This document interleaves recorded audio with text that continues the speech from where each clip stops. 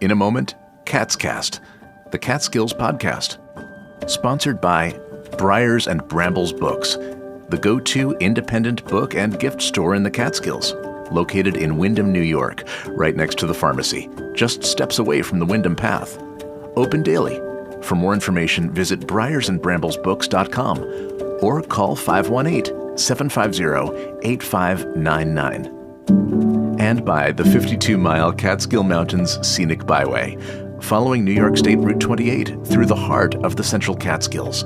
For maps, itineraries, and links to area restaurants, shops, and accommodations, visit sceniccatskills.com. A treasure within the hamlet of Phoenicia, Ulster Savings Bank is a proud supporter of this podcast.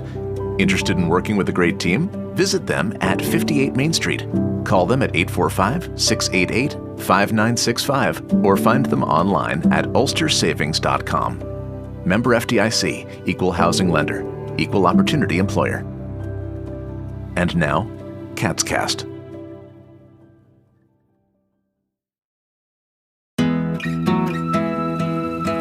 I love standing there listening to the creek. This is what it sounds like from my bedroom window. So I guess that's why I live here. It's beautiful. Born in Brooklyn in 1940, Hank Rope and wife Muriel would eventually settle in the Catskills, where Hank could indulge his passion for fly fishing. April marks the start of trout season here in the Catskills, but this will be the first year in many that Hank won't be sinking a line. On March 19th, Hank died at his home in Big Indian, New York. On today's podcast, remembering Hank Rope. I took you to a secret place on purpose, and I usually blindfold people before I take them here. I'm flattered that you trust me. In October of 2016, Hank took me to a secret location, one of his favorite stretches of the Esopus Creek, where we talked about his love for angling. Hank Rope. I am Big Indian Guide Service. I guess I've been guiding here on the Esopus for 21 years now. And I love it. This is the greatest place there is. I moved to Big Indian because a friend of mine recommended it. And from here, I can fish the Esopus, the Neversink, the East Branch of the Delaware, the Schoharie, all within 20, 25 minutes. And that doesn't even count all the tributaries that come into the Esopus. And the little creeks here that are absolutely loaded with brook trout. Little teeny brook trout. Most people don't want to fish for them. They're only 4 to 5 inches. Brook trout will come up with a little 2-weight rod. Put on a little, my favorite one is an Adams or a North Sable Wolf. And these guys come up and they have no fear when they come up. It's a sight to see. And they're a lot of fun to catch, and they're beautiful, beautiful fish. Probably the only time I cook anything is when I'm with my granddaughter in the Adirondacks. But I would say 99 and 9/10 of my customers are catch and release. It's the way to go. I refrain from letting a customer keep a rainbow. The rainbows are precious, and there are some beautiful rainbows in here. They come up right where we are. They come all the way up here, all the way up to my house. Hank was a very expert fisherman and an expert fly tyer, and a lot of the research that he did came from the library, the Phoenicia Library's angling collection. Beth Waterman is curator of the Jerry Bartlett Angling Collection in Phoenicia, New York. In 1995, Jerry Bartlett died. He was in his 50s, and it was unexpected.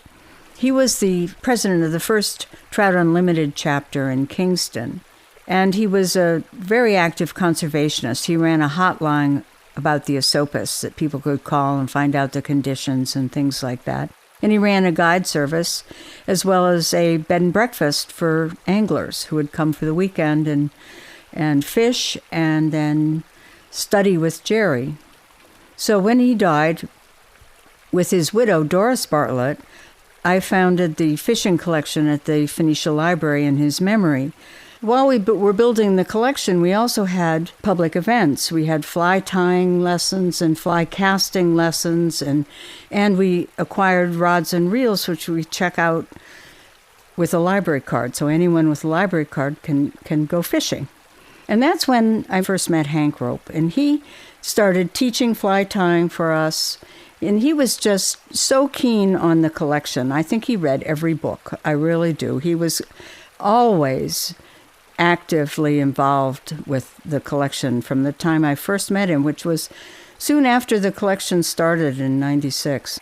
The Jerry Bartlett Angling Collection would go on to host a series of community discussions called Sporting Legends of the Catskills. Hank Rope was a panelist at 2 of those programs, including On the River with Authors, Guides, and Catskill Characters, and Outdoor Guides of the Catskills, the Adventure Experts. Here, Hank recounted an experience with a particular client he was guiding on the river. About why I live here and why I'm a guide.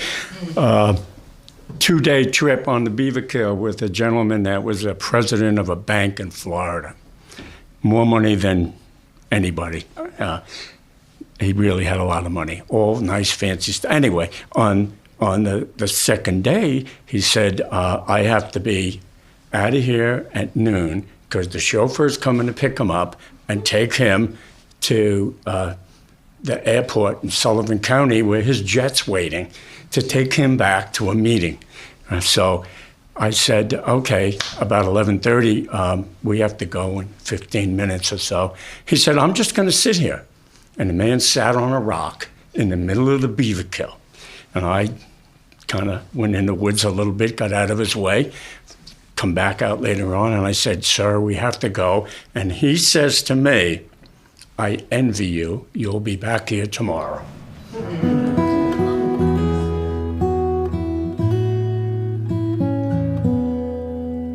As Beth Waterman explains, getting Hank to even commit to a panel discussion on a day when he could be fishing was no small feat. Yeah, well, he kept his calendar open so he could fish if it was the right circumstances. And he was very particular. The water had to be the right temperature, et cetera, et cetera. Hank was obviously very skilled and unassuming, and he made sure that, he put the time in. And that's what it really takes. Fishing takes a lot of time. I got to know Hank pretty well, and his wife Muriel, before she passed. And I realized how important his family was to him, and especially his granddaughters. He kept telling me that he was only taking customers until he put his granddaughters through college. And sure enough, once they graduated from college, he became a lot less easy to hire to take out as a fishing guide. He had a very lightweight canoe that he could carry to a remote pond. And I like to do long-distance swimming with some friends of mine. And so we would sometimes set out on a swim around the perimeter of a pond in dense fog, because we went early in the morning. And there were times when you couldn't see in front of your face. But we stay pretty close to the perimeter of the pond so we can find our way around. And I'll never forget one time I was swimming along, and all of a sudden I look up and there's a boat in front of me. And I was like appalled and shocked and didn't know where had that kind of horrible feeling. Where am I? What's happening? And then I hear this voice say, "Hi, Beth." And it was Hank. And he was out there fishing. And we would often see him in the early morning when we went for our long swims. He would be out there even earlier than we were, fishing at the break of day.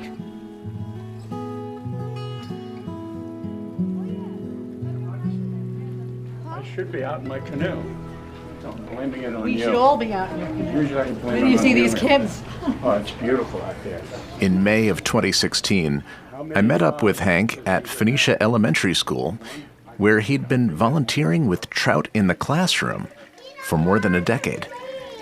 Wow, he doesn't want to go in there, does he?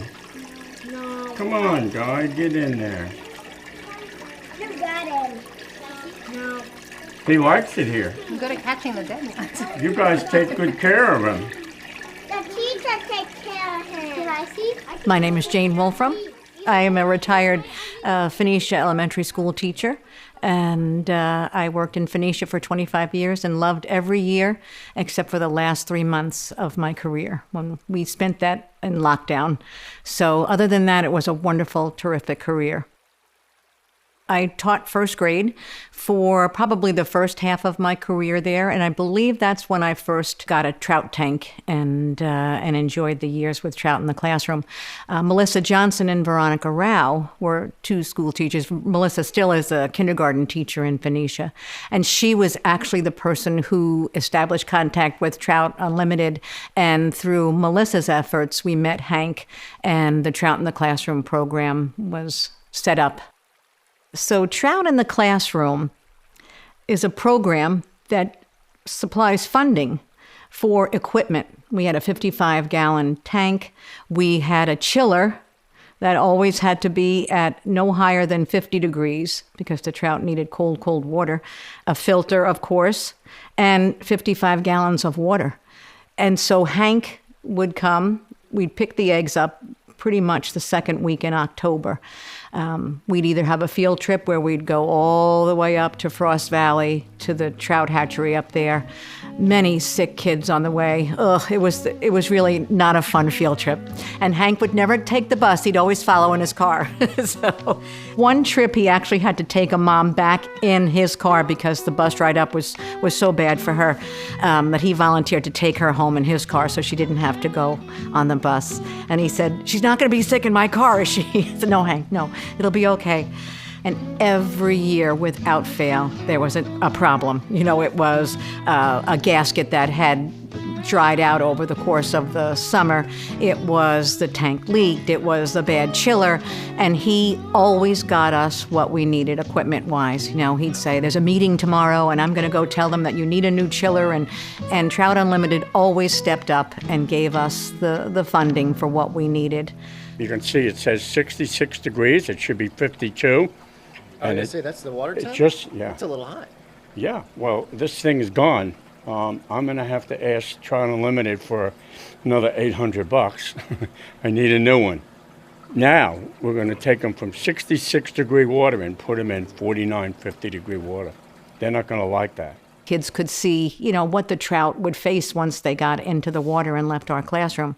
But Hank was always there, always excited at the kids' excitement, that he just loved the fact that they were excited about it. And it made them think, and it made them want to go into the streams and perhaps fish when they got older.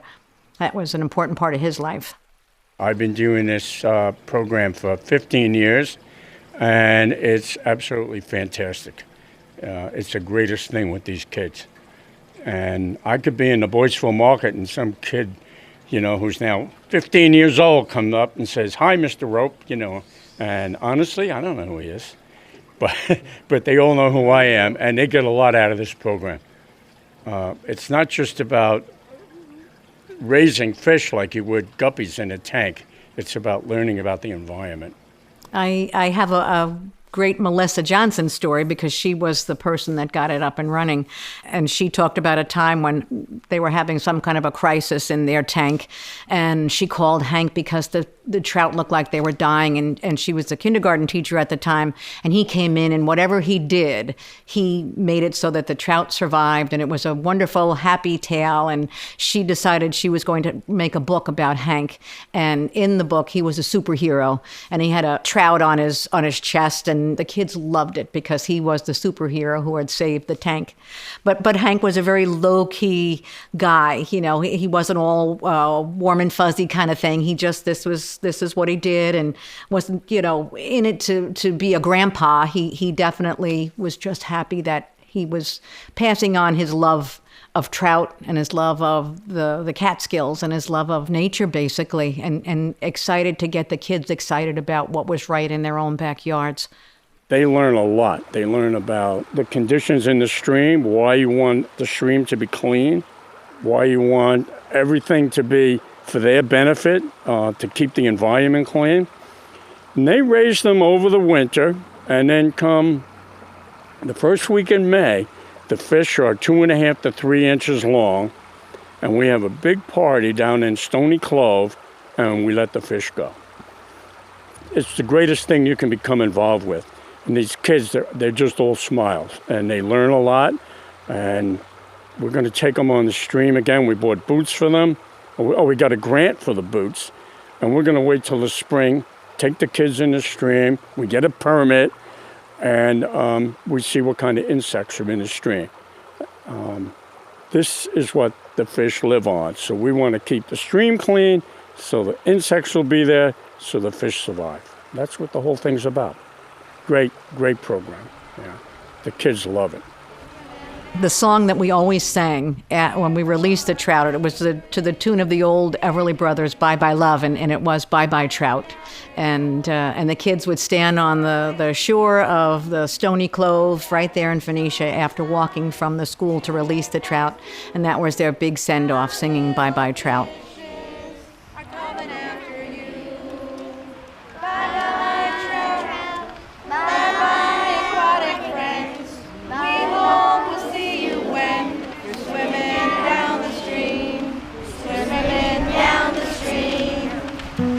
Trout releasers. I'm going to hold on So to your papers. it was just a great experience that for all the trials and tribulations, and I'm sure Hank would say the same thing, he wouldn't change a thing. You know, he would do it. He probably, if I hadn't retired and COVID hadn't hit, we probably both would be still doing it, saying, one more year. He was a great inspiration. And through that sort of commitment, I think we both sort of had a lot in common. And I'll miss him terribly. During fishing season, how often are you out on the creek? That's a tough question to answer. I'm either working or fishing. Let's put it that way. So I wear out a pair of wading shoes every season. Is that a hint? 160 days a year, maybe. I love standing there listening to the creek. This is what it sounds like from my bedroom window. So I guess that's why I live here. Henry F. Rope, Jr., U.S. Navy veteran, angler, guide, and friend of the Catskills, died March 19, 2023, at the age of 82.